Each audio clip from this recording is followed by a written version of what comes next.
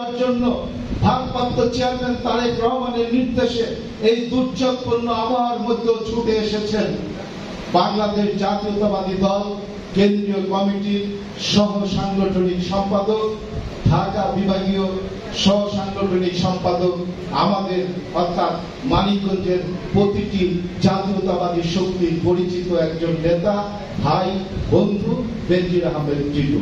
সেই সাথে আরেকজন সহ সাংগঠনিক সম্পাদক আপনাদের সাথে মত বিনিময় করার জন্য, আপনাদেরকে পরামর্শ দেওয়ার জন্য এই দুর্যোগপূর্ণ আবহাওয়ার মধ্যে আমার জেলা বিএনপির সভাপতির আহ্বানে সুদূর নারায়ণগঞ্জ থেকে ছুটে এসেছেন আপনাদের পরিচিত এবং আমার যুব দলের যোদ্ধা, যুব দলের সাথী ভাই জনাব নজরুল ইসলাম আজাদ।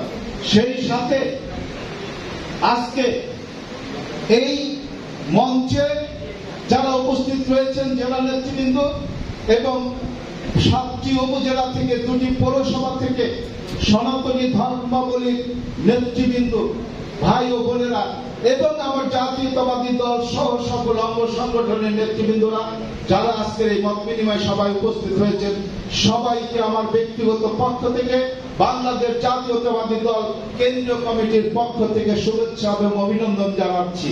আমি বক্তব্য দীর্ঘায়িত করব না। অনেক মূল্যবান বক্তব্য আপনারা দিয়েছেন, পরামর্শ দিয়েছেন। বাকি পরামর্শ আজকের এই অনুষ্ঠানের সম্মানিত সভাপতি এবং কেন্দ্রীয় নেতৃবৃন্দর কাছ থেকে আমরা নেব। আমি শুধু আজকের এই হাউজে আমার সনাতনী ধর্মাবলী অর্থাৎ আমাদের নেইবার, প্রতিবেশী, যাদের সাথে আমরা সারাক্ষণ বসবাস করি, তাদের কাছে আমি মাত্র কয়েকটি প্রশ্ন ছুড়ে দেব।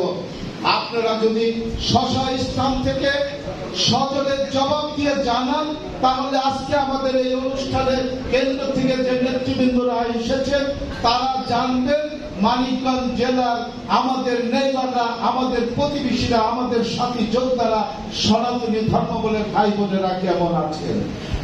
বিগত দিনে এ যাবৎ